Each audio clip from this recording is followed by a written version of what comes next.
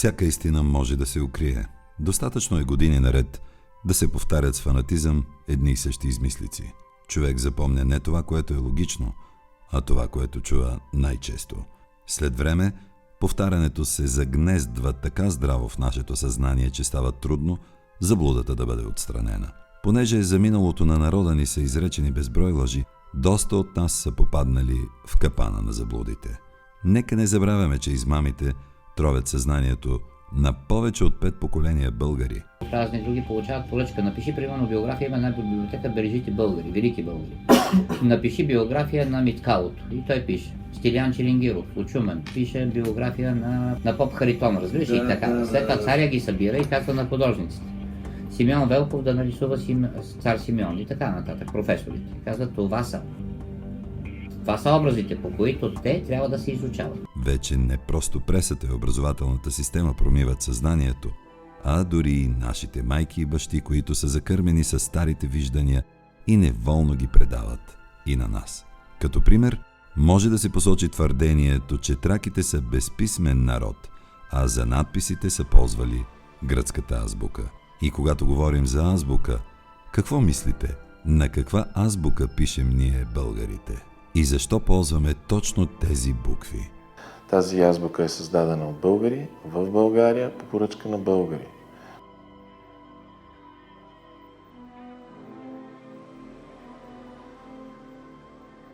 Разговаряме с Александър Димитров, председател на Фондация България. Господин Димитров, днес ние говорим и пишем на един език, за който редица изследователи казват, че е български, но пък азбуката си не наричаме българска.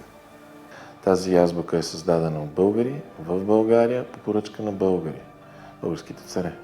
Така че няма причина тя да бъде наричана кирилица, имайки предвид, че Кирил умира 30 години преди нейното създаване. Причината да бъде наречена кирилица аз така излагам в своя материал, в своята статия, се крие в факта, че в периода, в който се развиват тези събития, България е една мощна държава, която противостои на най-великата сила в света, Римската империя, в продължение на повече от 500 години. В продължение на повече от 500 години тези две сили играят на канадска борба, противопоставят се един на друг, то единия побеждава, то другия побеждава. И като резултат на тази дълго противопоставяне, в един момент, 1014 година, България пада под ромейско владичество. И след като това се случва, след като България губи войната, губи този сблъсък, както ще покаже историята за кратко, но въпреки всичко губи този сблъсък, тогава ромеите, римляните, добре разбирайки значението на езика, на словото, на писмеността,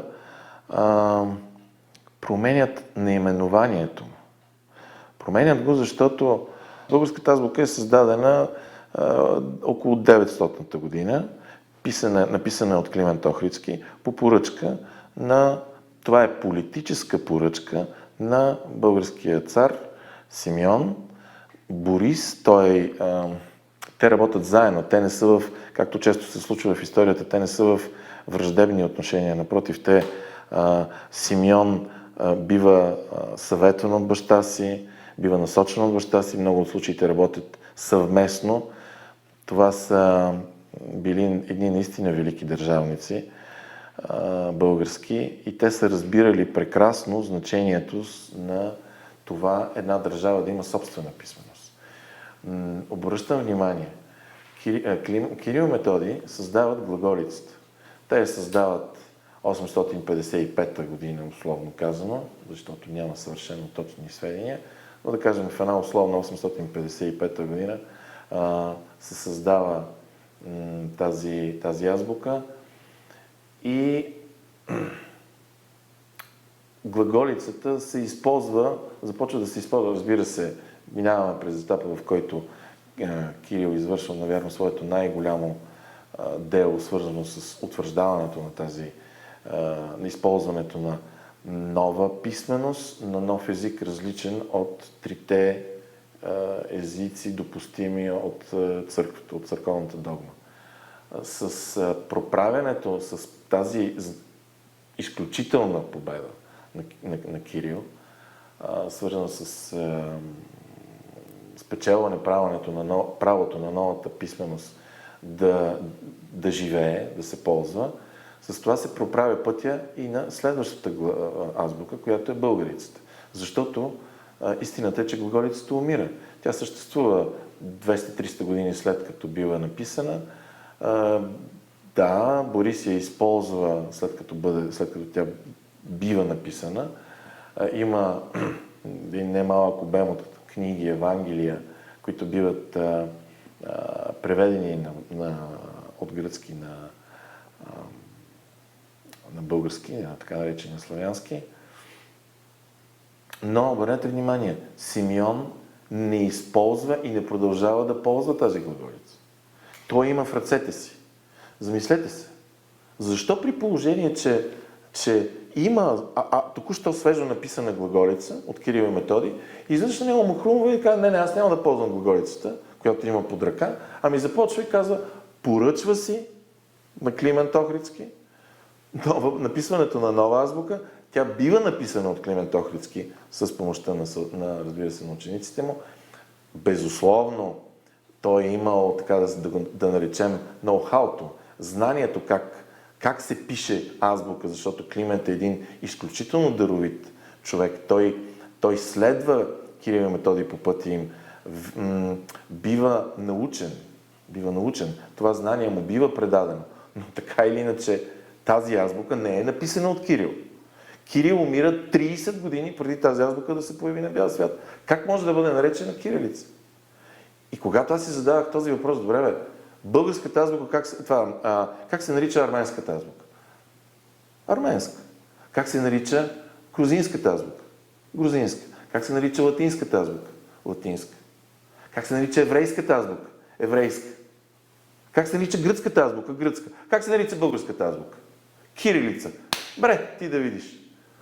Азбука, написана от българи в България, платена от българи, се нарича кирилица. И вместо това да бъде основа за национално самочувствие и гордост, българската азбука, тя от българска азбука се превръща в неутралното кирилица. Това мене много ме смути. Много ме смути, защото в последствие проявленията на отсъствието на това самочувствие и гордост, ние го виждаме и в днешни дни.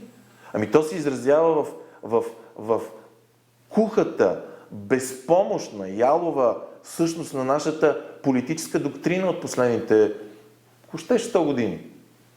Това е ялова политическа доктрина. Тя не води до победи, тя води до поражение. А ние трябва да сме наясно, че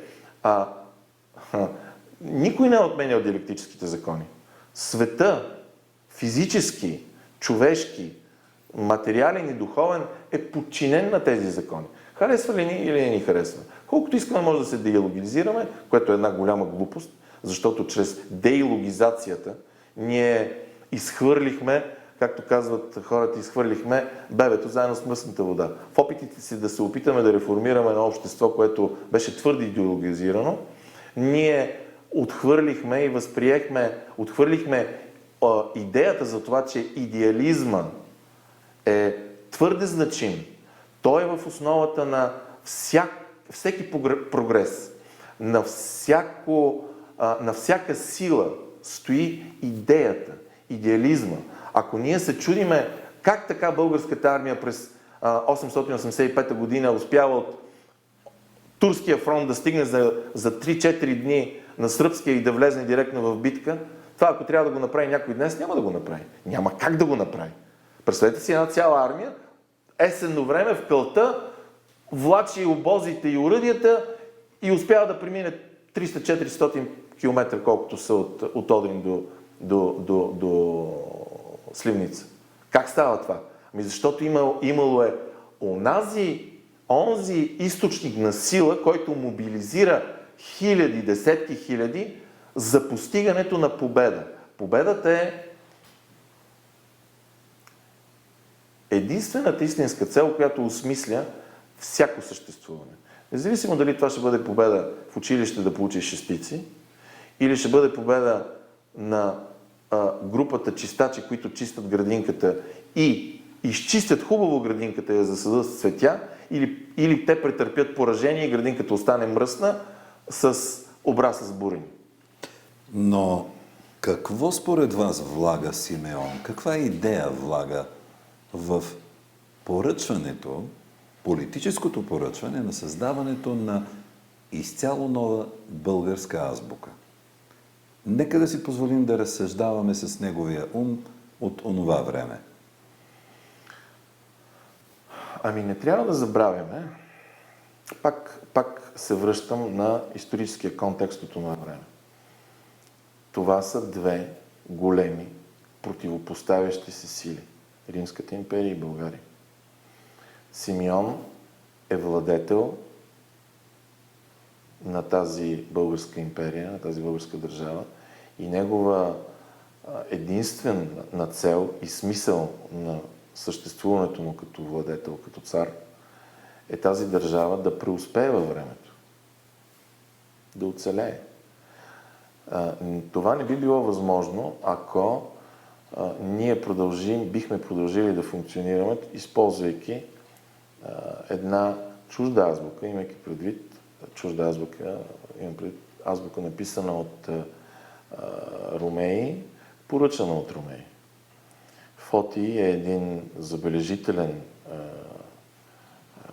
римски владетел, който осъзнава прекрасно значението на това да има азбука, написана на езика, на който говори това население, което те наричат славянско. Това е практика българското население.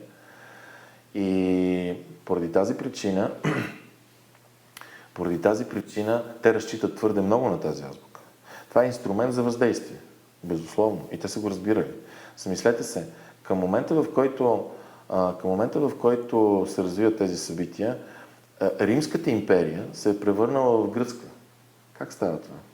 Ами, в продължение на 300, някъде между 5 и 7 век, Римската империя преминава от латински на гръцки.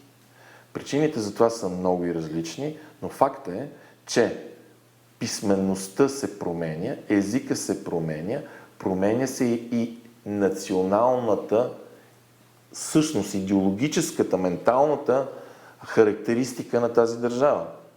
Твърде много хора започват да наричат тази империя гръцка. Гърците ни нападнаха. Ние победихме гърците. Плащаме данък на гърците. Как става това? Тоест, вие разбирате, тези умни владетели, ерудити, духовници, те прекрасно знаят колко важно е, какъв е езика, каква е азбуката, каква е писмеността, на която се говори в съответната държава. Това е инструмент за въздействие.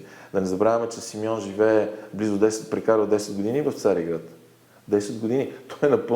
Той познава идеологическата, ако щем да наречем, същност на тази прослойка, властваща в Цариград. Те разчитат на глаголицата, като тяхна азбука. На него не му е нужен инструмент за въздействие, който би попречил на развитието, изграждането, пълноценното разгръщане на неговата империя. Поради което той си поръчва собствена азбука. Поръчва я и плаща. И я получава. И тази азбука изведнъж от българска се превръща в кирилица. Къде според вас става подмяната? В Цариград, разбира се. Веднага след победата, веднага след като ни побеждава, това е една много трудно извоювана победа. 1014 година. Много трудна. Имам предвид не конкретната битка, а имам предвид обстоятелството, че в продължение на много столетия те се опитват да ни победат и не успяват. Най-сетне успяват. С какво ще се заемат според вас тези умни мъже, ерудити и държавници? Ами те прекрасно знаят кои са движещите сили в развитието на човешкото общество. Те удрят там, където е важно. Те удрят там, където ще си гарантират устойчивостта на тази тяхна трудно извоювана победа. Удрят в духовността, удрят в самочувствието. Подменят ти азбуката. Вместо тази азбука да бъде наричана българица, българска азбука, и света днес да говори за българизация на интернет, а не кирилизация, много е различно, замислете се. Едно е да кажем днес в съвременния ни свят, трябва да българизираме интернет, защото има 300 милиона души, които пишат, ползват го и това е важно. Едно е да кажеш българизация, друго да кажеш кирилизация. Кирилизация нищо не значи. Още повече, че е невярно. Фактически е невярно. Всички статуи, на които са изобразени Кирил и Методий, които държат свитъка, пергамента с азбуката на А, Б, В, Г, Д и така нататък, това е фактическа лъжа. Това е една голяма историческа абракадабра, чрез която Кирил и Методий пише една азбука, а след това изведнъж хоп, тая азбука се превръща в друга азбука. Как така? Откъде на къде? Това е лъжа. Това просто е лъжа. И е недопустимо ние да продължаваме да утвърждаваме използването на едно невярно твърдение, което е крайно вредно за България. Тази азбука е българска, българица, тя трябва да бъде утвърждавана и използвана и обратното. Кирилицата, използването на понятие кирилица е невярно от историческа гледна точка, от фактическа гледна точка. То е вредно за България и трябва да бъде престанато използването на това понятие. Просто. Защото използването на правилното понятие българска азбука води до едно невероятно препозициониране на България в исторически план и в съвременен, ако щете, геополитически план. И да разбирам ли, че ми казвате, че това е една подигравка с националното ни достоинство? Да, като следствие е подигравка. Защото това е издевателството над истината. Знаете ли какъв колосален труд е било в 9 век да създадеш, в 10 век да създадеш азбука? Знаете ли, че са построени стотици манастири, поръчани от българския цар, за да може хилядите монаси да седят, да преписват, да се молят, да има къде да спят, да има къде да се хранят. Това е колосална инвестиция. И тази инвестиция води до резултат, който е към днешна дата, аз бих казал, ние трудно бихме могли да намерим подобно конкурентно предимство в съвременния свят спрямо другите държави, каквото ни дават, подаряват, изпращат ни от миналото нашите велики владетели, и Борис, и Симеон, и Петър, и след това и много други, разбира се. А именно, замислете се, България е единствената държава в света, може би трябва да изключим Китай и Индия, които са вселени сами по себе си, но от, да го наречем, християнския свят. България е единствената държава, която разпространява своя цивилизационен код по мирен начин, без да пролее една капка кръв и да постигне цивилизационно покритие с планетарен мащаб. Защото какво друго е, ако не покритие с планетарен мащаб, обстоятелството, че се говори на български от Камчатка до Владивосток и до Мурманск. Тази огромна територия, наречена Русия, която много хора днес опитват се да противопоставят по някакъв смешен начин България на Русия и преобръщат зависимостите. Защото Русия всъщност е функция на България. Русия е най-голямата българска държава на практика. Русия е най-голямата българска държава. Всяка цивилизационна същност, каква е нейната цел? На всяко живо същество, ако щете. Да продължи себе си. Едно живо същество се продължава себе си чрез възпроизводство и получава нова същност, когато това се отнася, когато говорим за живи същества, за животинския свят. Същото се отнася и за човешкия свят. Но когато говорим за държави, цивилизации, Тяхната цел е абсолютно същата. Да продължат себе си, да продължат своята цивилизационна същност. Как ние продължаваме своята цивилизационна същност? Като разпространяваме езика и културата си. Езика и културата си. Чрез писмеността, създадени от българи. Ние им подаряваме азбуката. И по този начин те възприемат и нашият език, възприемат и нашата същност. Руснаците не подозират колко по-българи са, отколкото те въобще могат да си представят. Русия и целият свят говорещ и пишеш на нашия език. Има една много интересна теория на Сапир-Ворф, според която човек променя своето мислене и своята същност според езика, чрез който общува. Аз бях много изненадан, когато се сблъсках с тази теория, но, честно казано, пътя на потвърждаването беше обратен. Именно чрез моите размишления по този въпрос, аз намерих потвърждение на тази теория, защото ние се чудиме защо сме толкова близки и еднакви с един народ и си мислиме, че това е заради обратното влияние, руското върху нас, а то е точно противоположното. Ние сме тези, които сме въздействали върху формирането на тази цивилизация, на тази държава, на тази културна, гигантска културна общност, каквато е Русия. И всъщност това, като исках да кажа, е много важно не бива да забравяме, има 3 големи цивилизации, които успяват да осъществят цивилизационна експанзия.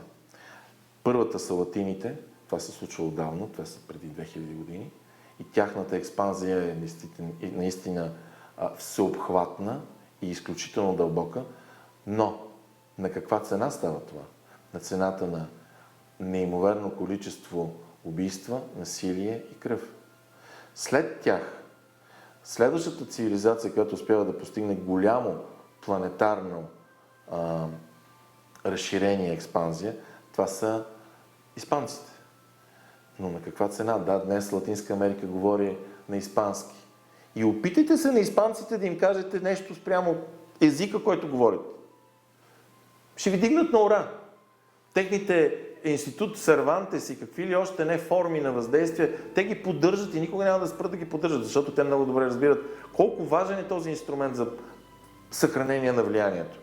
Да, колониалната система рухна отдавна, те загубиха своите влияния, своите владения, не ги управляват директно с декрети и губернатора да изпълнява заповедите ми. В момента се използва меката сила. Много е модерно тая думичка. Испанците. Ами британците. Те са другите, които потопиха планетата в кръв, за да осъществят днешното състояние, в което света говори на английски. Как е станало това? На цената на неимоверно количество насилие и кръв. И има още една четвърта. Българската. Как днес света говори български? И защо днес света говори български? Ще ви дам по-късно да видите един списък с думи.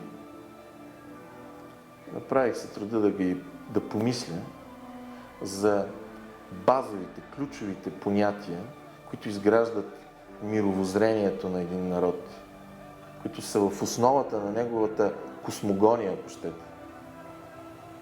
Между българския и руския. Те са идентични. Бог, душа.